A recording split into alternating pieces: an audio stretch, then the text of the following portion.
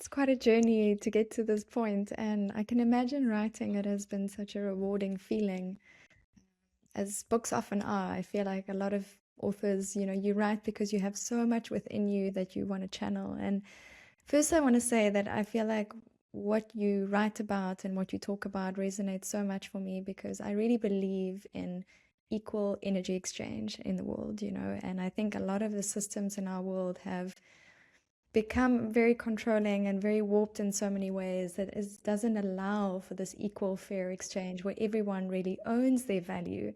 And this is the part where entrepreneurship, and I know you also wrote another book about entrepreneurship, which has been really successful. And I feel it's the same thing, and my mom said to me recently, do you think you are really an entrepreneur? And I always call myself an entrepreneur as an artist entrepreneur. And I said to her, but I think everyone is an entrepreneur. I can't really say like that there's no place to not be one because we all self-starting in our own right.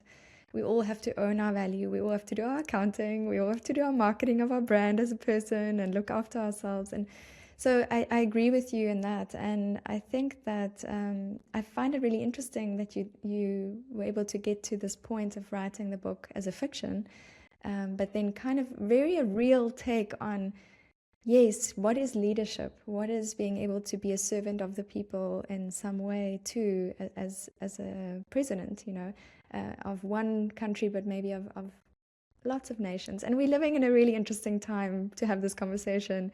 I think that, we're all kind of being pushed to a place where we're having to embrace each other and community. So um, I'm curious about how you got to writing the book. Was it kind of just mulling in your mind, or was there a journey that kind of prompted you to write it? Yeah. So I think I shared with you my despiseness for the word charity, right? So I don't like that word. I don't use that word. Nobody should use that word because, like we said, it creates a giver and a taker, institute. Mm, So, in order for people to prosper, which, giver and taker is the haves and the have nots, right? I mean, that's the replacement words for that category of stuff. So, if everyone has the ability and the possibility of fulfilling on his own dream, his or her own dreams or her passion, mm, then what are the missing pieces? Are the tools that enable that to happen, right?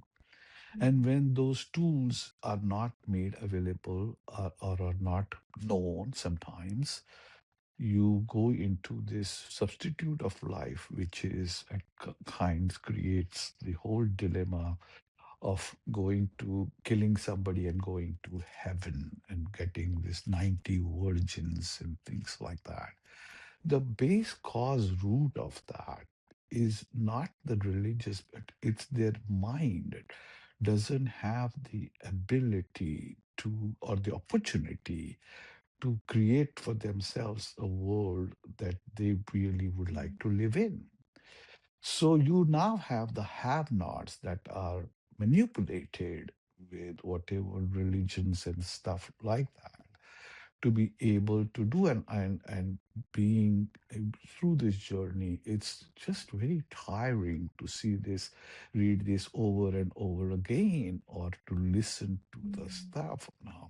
You can do two things. You can tune the life out, or you can decide to do something about it, right? So I wrote the book on entrepreneurship because I wanted to enable the needle of success that's stuck at 3% of success over the first 4 or 5 years of business, which creates wealth, but to more, because if that is the way process of wealth creation, we should enable that process. And so I focused on the tools again there to help that stuck motor being increasing, because if we just increase by 1-2% more, which should be more, then you would create more wealth and more. And people cannot give what they don't have. See, you can only give what you have, and unless like the United States government, which they don't have, but they put it on debt, but not all of the people can borrow the debt kind of existence, right? Father of Nations by Sanjeev Chitre, now on Amazon.